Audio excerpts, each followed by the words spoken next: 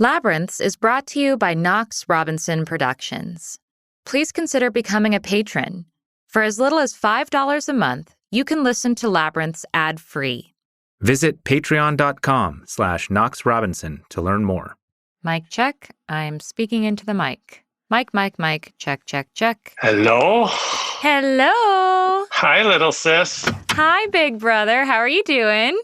And then I just spent an hour on the phone with Richard Glossop's legal team and PR team. Oh, my God. It's an absolute fucking abomination. And he was a guy in Oklahoma, never was in trouble as a kid, was managing a motel in a seedy part of town and engaged to this woman who had to be the prettiest girl in town. I mean, she was gorgeous. And everything was fine until they hired this young drifter kid to do maintenance at the hotel. And he ended up murdering the owner of the hotel to get money for meth. Oh, man. And, in order to get out of a death penalty himself, he told the cops that Richard gave him money to do it. And it's really awful. He's been in the execution chamber 3 times, strapped down to the gurney twice, and another time in there. And each time at the last minute, it was stopped because one time they brought the wrong drug. They brought food preservative. Oh, my God. And they were going to execute him anyway. And the governor stopped that one. And, they have this barbaric ritual on death row in Oklahoma. For 35 days, you're kept in a cell with nothing.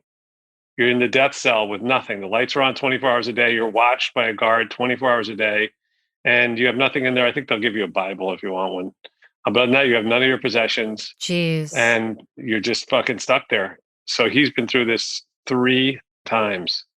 I don't think anyone has ever had that experience. Wow. Ever. Right? This poor guy. So are you able to help him out in any way at this point?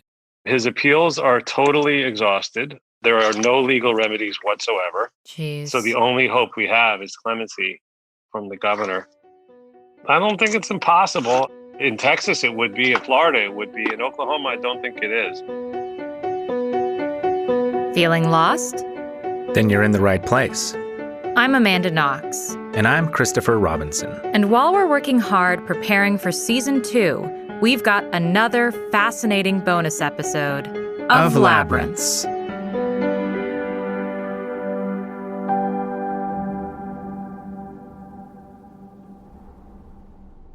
That was our friend Jason Flom, one of the founding board members of the Innocence Project.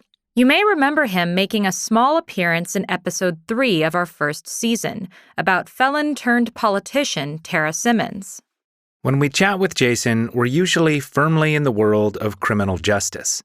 But Jason leads a double life. He's also the founder and CEO of Lava Records, and that means he's a very busy guy. Well, let me just send one text so I'm not thinking about it. Yep. And then I'm going to be all yours. Let's see. Okay. So I'm ready when you are. Yay. All right. Well, we're ready when you are because you're the man with the stories. I mean, you've had a crazy life, I've been told. Oh, sorry. I got a call coming in. Did we say busy? We meant comically busy. Yes, I've had a crazy life. When I start my speeches, which I speak in public, whenever anyone will actually listen to me, and I often open by saying this is a story of my crazy journey from wannabe Jimi Hendrix to chairman and CEO of 3 of the biggest record companies in the world, but more importantly, from being a drug-addicted college dropout to a pioneer in criminal justice reform. And so that usually gets people's attention because it is a very strange double life that I lead. And as a result of it, it gives me a little bit of an edge in trying to help move the needle because people don't see it coming as easily as it would be if I was a full-time advocate or a defense lawyer. Jason's kids threw him a Zoom birthday party a few weeks ago, and they put together a trivia game about Jason. What was the first band he signed? Whose life did he save? Where did he meet Paul McCartney? When did he go to rehab? And we realized we didn't know much at all about record exec Jason Flom. Actually, we were so thrilled to be invited to your birthday, not just because your kids thought of us, but also that we got to know so much more about you through that game. That shit was, in fact, hilarious. So we got Jason on the phone to take us on a wild ride through the music world. If you had to sort of describe the bad years, the drug-addicted years, if we start at the bottom here. You went dark. Yeah. I was thinking just fun parties. Well, I mean, he brought it up. Is there something that stands out to you, a memory or a time or a particular incident? Particularly one that maybe is labyrinthine. Like, were you ever kidnapped? I was kidnapped by my own personal demons. For the time I was 15, I don't want to say the smartest, but I was the only kid that got a perfect score on the first day of the top math class in 8th grade. And I was in the class with kids who turned out to be legitimately going to NASA or Harvard Medical School. But that was the year I discovered drugs and gambling. And so it was a steady decline from there. Well, not steady, but precipitous. I had wanted to be on the sports teams. I didn't make the sports teams because I'm slow. I have fast hands and slow feet, but that doesn't work in team sports. So I picked up a guitar instead, and guitar and pot went well together, and beer. And, in those days, it was a very different time. You were gambling at 15, 16? I was about to say, how does one stumble upon gambling at 15? My dad grew up as poor as you can be, always on the edge of homelessness. And when he started making money, when I was growing up, he invested in a couple of racehorses. He owned like an eighth of the horse or this or whatever it was.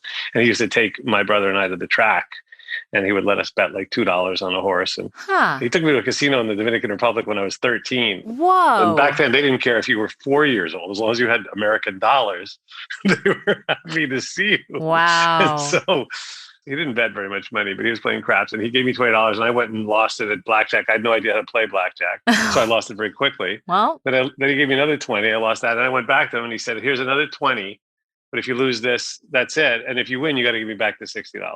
Now, granted, this was a long time ago, so $60 was $60. And I went to the roulette table, and for some reason, I just started winning. And I remember that was up to $270 in front of me. wow. And I lost back a little bit and walked away, because I wasn't a degenerate gambler yet. And I gave my dad his investment back, and I still had 150. I think that night was the closest my mom ever came to killing my father. But the die was cast. I mean, I have an addictive personality. And then I started cutting school multiple days a week, going to the racetrack. And then I started betting on sports. And while Jason was gambling and getting deeper into drugs, he was given an opportunity that would change his life. At 18, I was graced with the opportunity, and I mean that, to work at Atlantic Records, I had a 1-year trainee program. I'd taken a year off between high school and college. And I'll make no bones about it. I mean, I was very lucky. My dad knew somebody who got me an interview. So they gave me a staple gun and some double-sided tape and a bunch of Led Zeppelin posters and other posters. And I ran around to record stores, putting up posters in record stores. That was my job. I was assistant trainee field merchandiser. I was making $4 an hour. Wow. And they were giving me free records. And Atlantic was the greatest company in the world as far as I was concerned. It was around the same time that I realized I was never going to make it as a rock star because my guitar playing just wasn't good enough. So my dad had told my brother and I, by way of career advice, he had told us, do whatever you want to do, try to be the best at it, but just make the world a better place, because that's the only definition of success that really matters. And so that always stuck with me. And it occurred to me that if I could get a job helping other people become rock stars, maybe I could be the best at that. And then I could sort of live out my rock star dreams vicariously. So how was I to get a job in the A&R department, the coveted job in the A&R department? Well, I decided that my strategy would be, there was a music industry trade publication back then called Album Network. Okay. And Album Network was basically the Bible of rock radio. And at the back of the magazine, they published a playlist of all 190 rock stations in America at that time. And each playlist was about a couple inches high and had about 40 records listed. My eyes were really good back then. So I thought, if I study these lists every week, maybe I'll find a song or band that's being played that isn't already signed. And that might be a good indication that maybe they should be signed, because at least they're on the radio. Right. And then I would call these stations and pretend I was somebody important and try to get the program director or music director on the phone. And half the time they would answer the phone, half the time they wouldn't. And then another half the time they would say, oh, that they're already signed to RCA or whatever. And I'd move on with my life. Well, this particular day, there was a radio station in Long Island called WBAB. So I called up and I got the program director's name was Bob Buckman. I got him on the phone. And I said to him, for some reason, I said to him, well, if you were me, who would you sign? Which was a preposterous thing to say, because I could barely sign my name at that point in time, right? But he says, let me tell you about Zebra. So I go, what's Zebra? He goes, Zebra's the number one most requested band at the radio station. I go, you mean number one most requested local band, right? And he goes, listen, schmuck. He goes, let me read you something, right? Back in those days, you couldn't just go online and pull up your favorite song. I mean, the farthest thing from it. Right. You couldn't. There's no Google. Yeah, there was no Google. The best thing you could do is try to hit record when the song you like came on and try to record it on a cassette. I mean, it was pretty primitive. So what people would do is call the station and say, hey, can you play that again? So they would keep track of these requests. And so he gets this logbook out and he says, in the last quarter of the year, 6.8% of all the requests we got were for Zebra. And I remember second, third, and fourth was like AC/DC, Ozzy, and Zeppelin in whatever order. And I was like, Right. Oh my God, this is it. This is my big break. How do I get this music, right? So he says, hold on, I'm going to call the guys on the other phone. So he calls them on the other phone.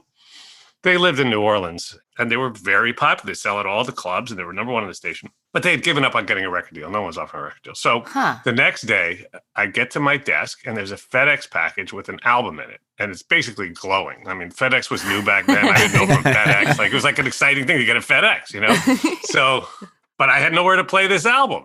So I was like, what do I do now? It's in my desk. So I go to one of the A&R guy's offices. I figure this guy knows. And I said, you're about to hear the next big thing. He says, really? Did you listen to it? I go, no, but I'm telling you, this is the next big thing. So he puts it on and he goes on to give me chapter and verse about why it's no good and it's not worth the time of day and whatever else. And I go back to my desk, crestfallen, right? Yeah. And I still remember I'm dialing, the singer's name was Randy Jackson. And I'm calling Randy, halfway through dialing, and there was a woman sitting in front of me. She was an assistant in the promotion department. Her name was Mary. I said, Mary, how does this make any sense? She goes, what? I go, I'm calling this guy. He's number one on the station. The band's selling out clubs everywhere. And I'm calling to tell him he's no good. And she goes, doesn't make any sense to me either. I was like, okay. So I call Randy and I said, listen, Randy, the guy I played it for said it's no good, but I'm going to give it to the president of Atlantic and see what he thinks. Ooh, yeah. Uh-oh, that's a risky move. You're going over the chain of command. Yeah. I didn't know from chains of command. I just knew I was excited. I was just a stoned, 19-year-old kid at this point with a lot of hair.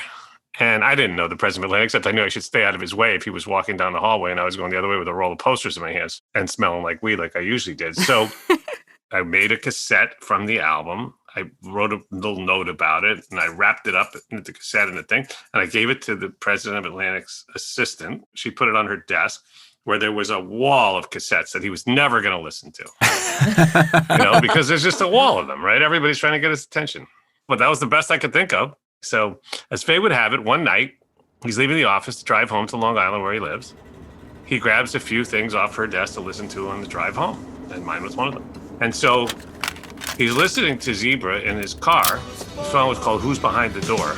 Now we know just what the journey's for. And he decides he doesn't like it. So he pops it out. And it's playing on the fucking radio. Oh, dang. Wow. Yeah, I know. I just got a little chill thinking about it, right? But it was just kismet, right? Just serendipity and synchronicity, whatever you want. He pops it out and there's playing on the radio. So now, of course, he does a double take.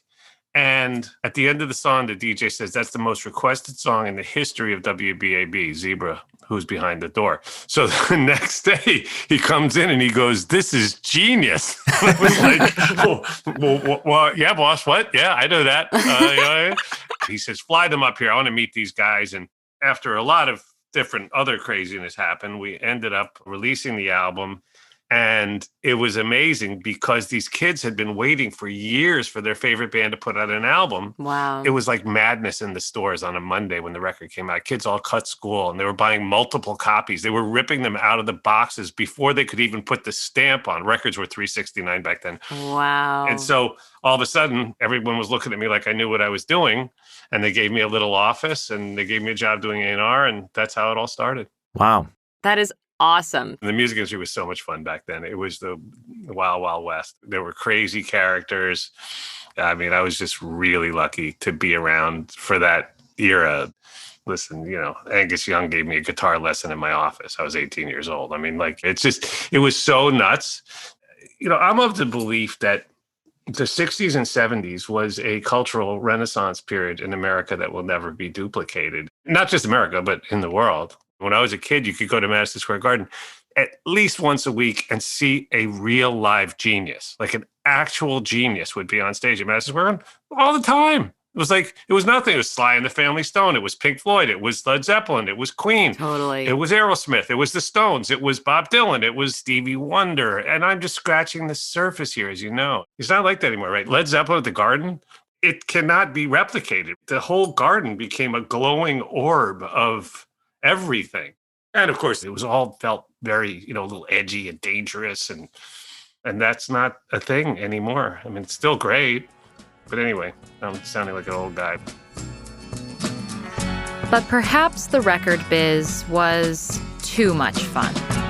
So my typical night, after I started making some money and then I started betting more money and doing more drugs and then got into harder drugs, and my night would be the dealer would show up at the office. He wouldn't come upstairs. He would drive around in circles, and there were no cell phones back then, right? So I had to go from my office, which was in Rockefeller Center, downstairs. I would run back and forth trying to catch him. I could have stayed in one place, but I don't know. It was quite maniacal, the whole situation. And then I would go home and sit there and get high and bet on all these games and just sit there with the shades down, like peeking out, trying to see if anyone was coming in, which was pretty ridiculous since I was on the 27th floor and I didn't even have a terrace. But I was sure that someone was going to either scale the building or rappel down from the roof. The paranoia was crazy back then. So by the time I went to rehab, it was a really necessary trip. Let's just say that.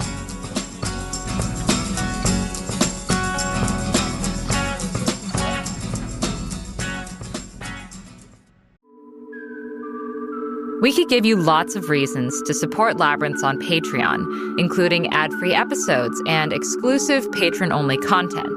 But why not hear it direct from a listener?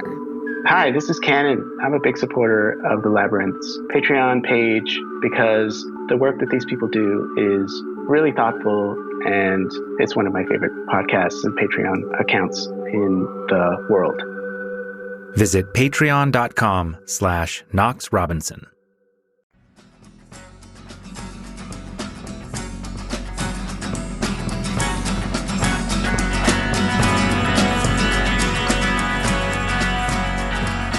Was there anything in particular that prompted you to go into rehab? What was that moment like? My boss, who was an early proponent of rehabs, he was a guy named Doug Morris, who was the president of Atlantic Records. He could be a scary guy too. One day he brought me in his office and he just yelled at me and he's like, "You're a fucking drug addict and this and that. And like, you should go to rehab." And I was like, well, I don't know who he's talking to. Like, that's ridiculous.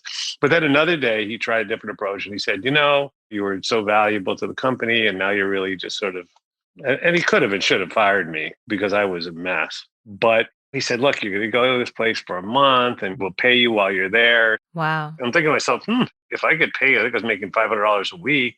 I could bet that. I could pay some bookie debts and I can't spend them. And it started to make sense to me. So, yeah. And it's funny because my other boss was a guy named Tunç Erim. He was a Turkish guy who ran the A&R department.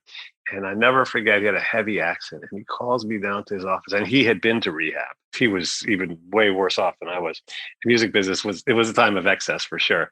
And he calls me down to his office. I go, "What's going on?" He goes, "Listen, motherfucker." He cursed like crazy. He goes, "Motherfucker."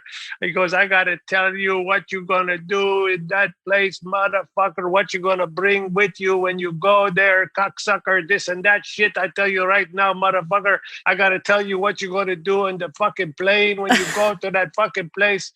And I'm like, what am I going to do in the plane? He goes, "Get as drunk as you can, motherfucker, because you ain't never going to do it again." I was like, so my last 3 beers were at LaGuardia Airport, I think at 11 in the morning on my way to Minnesota to go to Hazelden.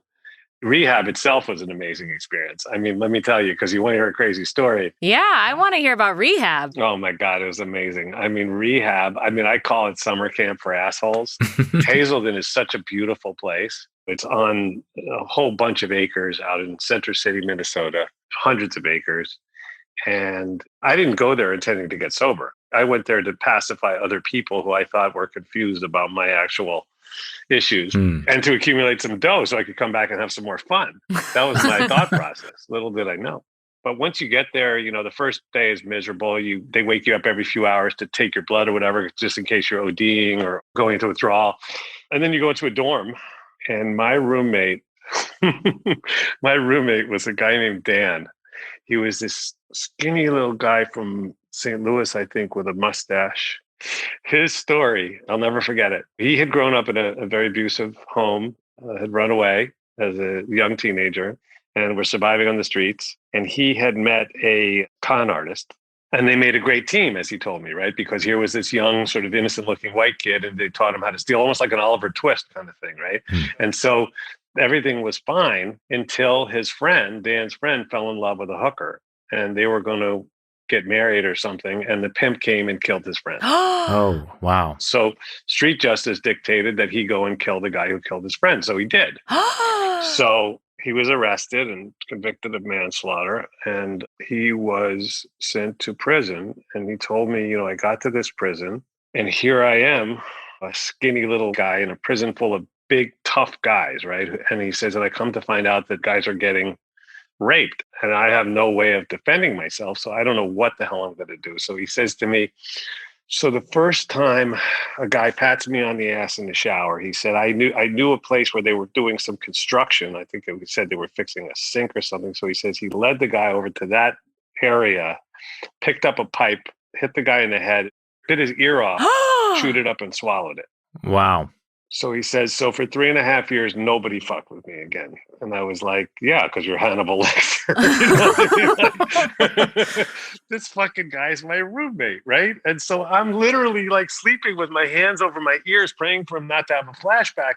But he was a very nice, he was the type of person who gives you all of his attention. He had flown out to Minnesota on his own, just had heard about this place, was doing speedballs in the airplane, showed up with a bunch of cash because he was in the crack business, but not enough.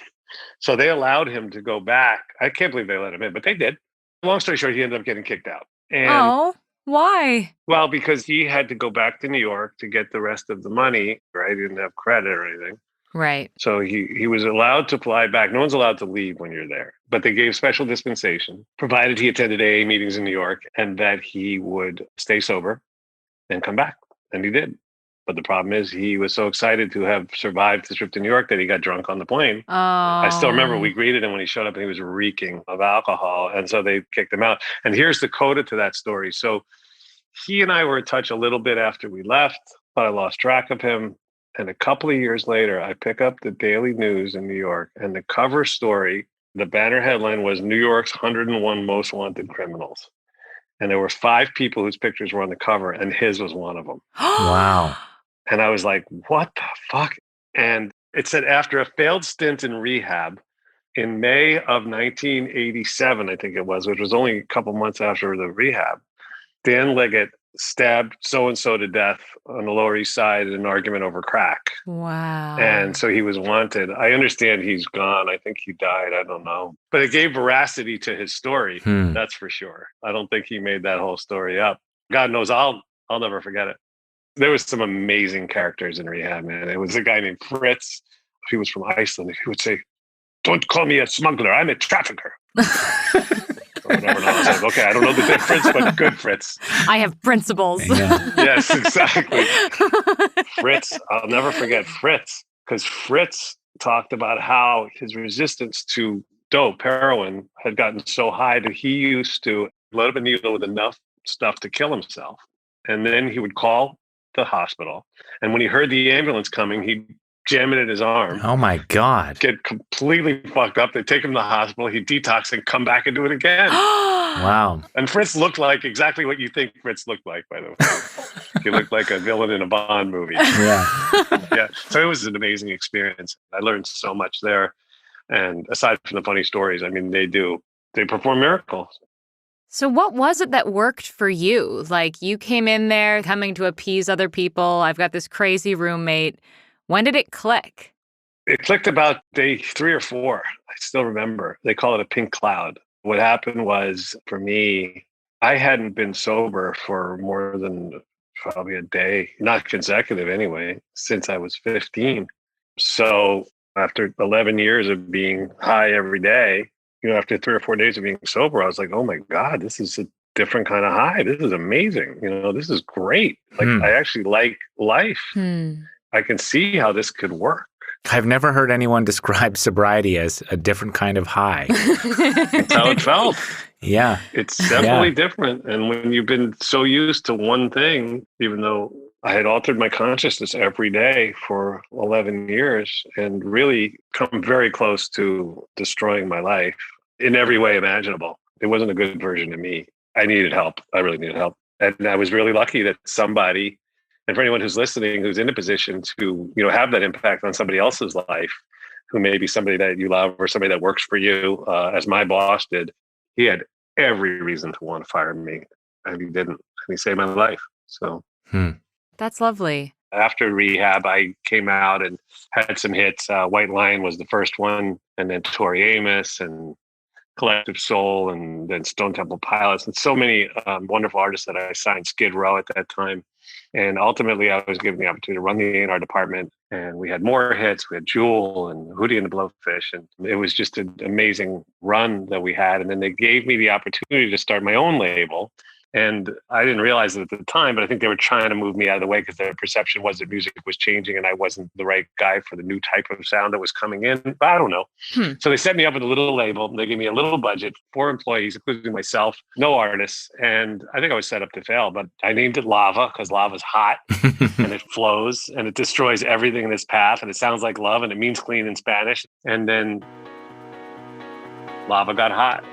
And that was really one of the most fun times I've ever had. We just went on a crazy roll from a standing start, which was around 96. We sold almost 100 million records in about 8 years. It was Sugar Ray and Matchbox 20 and Kid Rock and Simple Plan and Trans-Siberian Orchestra and the Corrs, Uncle Kracker. And it was just such a fun time.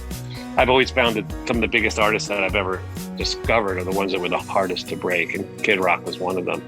So was Trans-Siberian Orchestra. What do you mean hardest to break? Well, like when I say Kid Rock, that's a fun story. That fun story and more after these messages.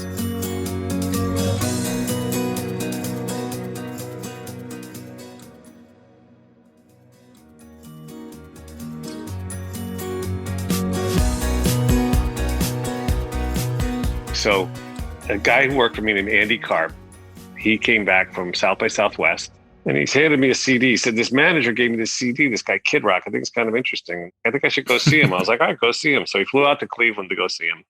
And he comes back and I said, how's the show? He goes, I really don't know. He goes, there was only 40 people there, but he comes out of a coffin to start the show. And there's this little guy about 3 feet tall who's on stage cursing and rapping and stuff. And I was like, I got to see this for myself. So I went out to Detroit and I saw the show, and there he had 1,500 people, and the show was absolutely fucking rock. It was a rock and rap circus. It was amazing. And I'll never forget, he said, meet me 2:30 in the morning in the basement of this disco across town, because he had to pull down the whole stage himself. He was doing everything himself back then. Oh my gosh. But we had this crazy meeting under the fluorescent lights, and I said, do you want to do rap or rock? He's like, don't worry, I'll show you. I go, okay. I go, what do you do? He said, I'm going to record a couple songs. I said, okay, do you want me to pay for it? He goes, no, I got this. So he recorded 2 songs. And I remember I was in a rent-a-car on Hollywood Boulevard when I put the cassette in the dash, and I just lost my mind. It was Somebody's Gotta Feel This and I Got One For You, both of which ended up on his seminal album, Devil Without a Cause. And then I Got One For You, he name checks me.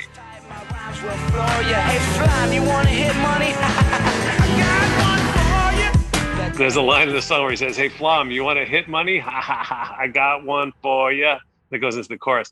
And I called him up and I said, I'll give you whatever you want. And then we made a deal over the phone. Amazing. And he honored that deal. Even now, then his manager went and started shopping the deal and bringing it to other labels. And other people started calling up and offering him better money and this and that. And he would say to them, I don't need you now. I needed you then.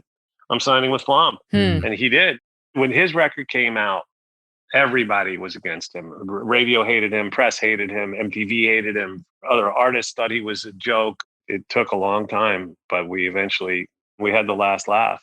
Of course, that album had Ba with the Ba and Cowboy. And I'll tell you a little aside on Ba with the Ba. When the original line in the chorus was, you can look for answers, but that ain't fun. Now get in the pit and try to kill someone.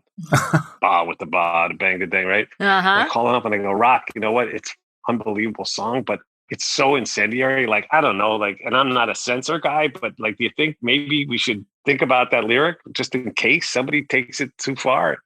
And he didn't say yes or no, but he went back and changed it. And as a result, it's actually, I think, a better lyric. You can look for answers, but that ain't fun to get in a pit and try to love someone.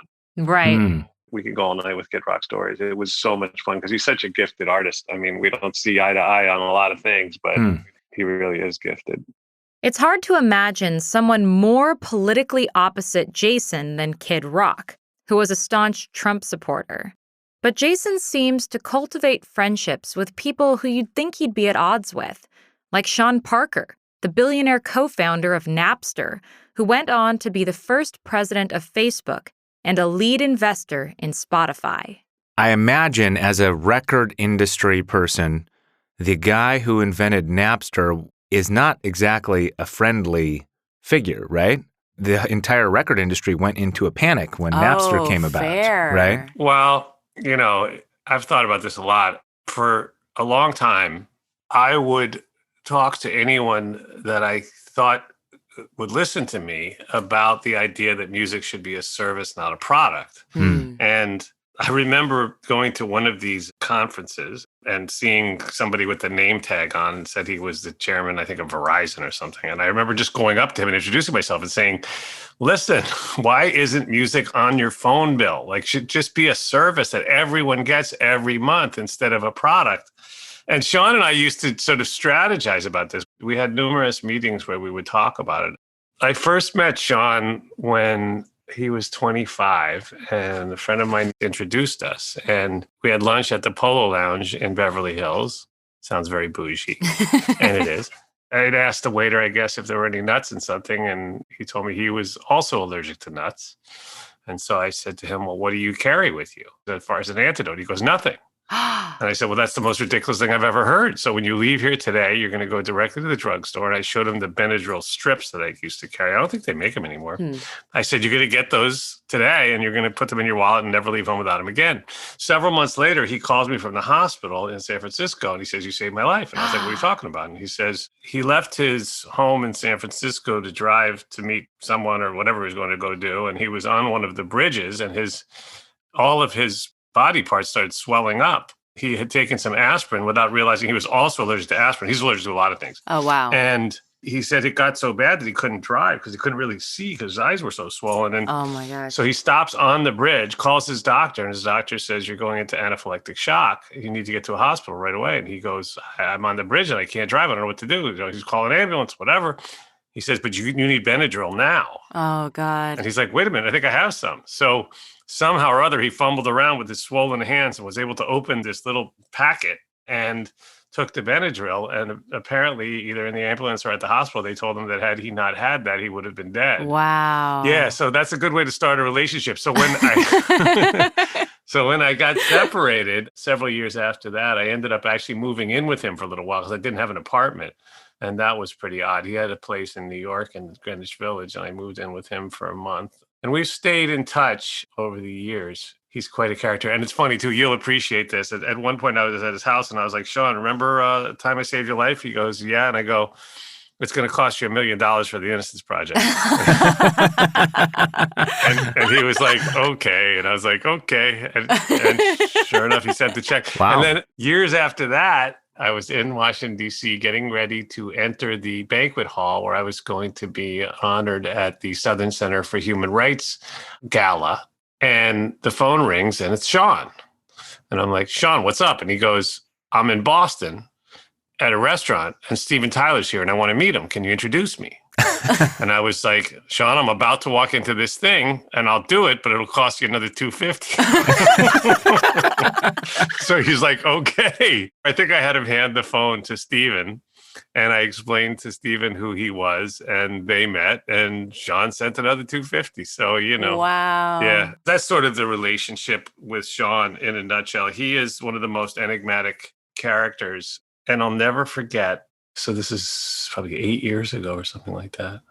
And I get a text from Sean saying, I just started playing this new artist called Lorde on my playlist, and you guys need to know about her. You need to go sign her.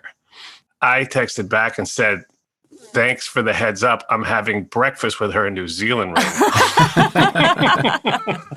One step ahead of you, Parker. It was just a really funny thing. I mean, he was early, but I was earlier. And I was just super lucky that a woman named Natalia Romashevsky, had sent a link to her SoundCloud to me.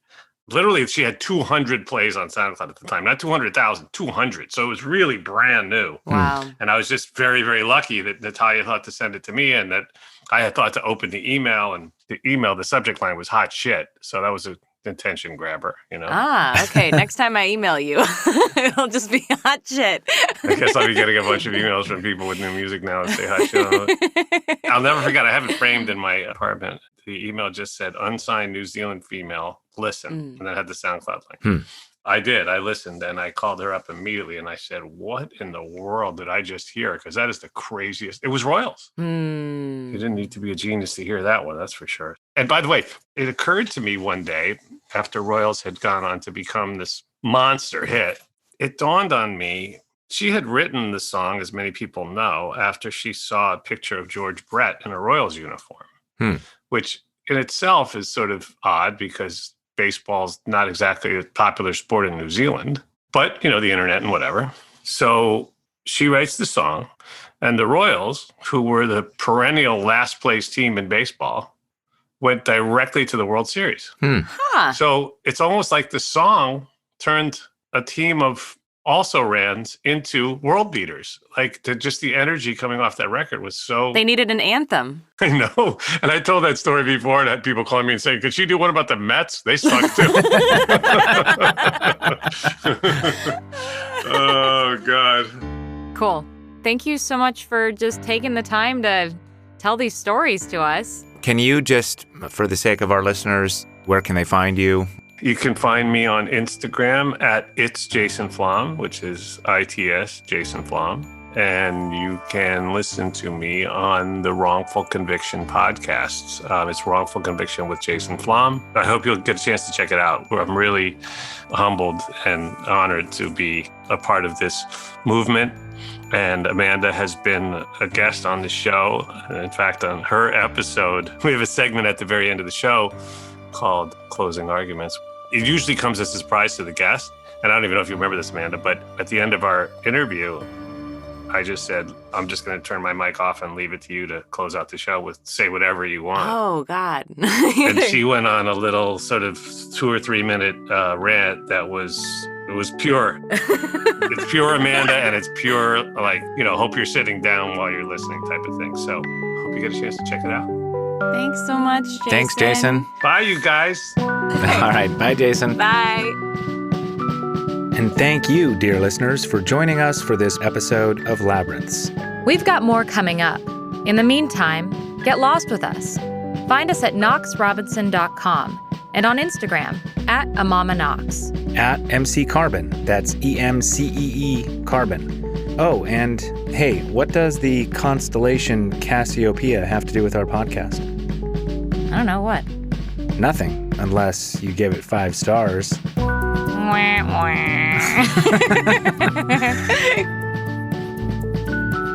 This episode was written by us, edited and sound designed by Chandler Mays, with theme music by Josh Budo Karp.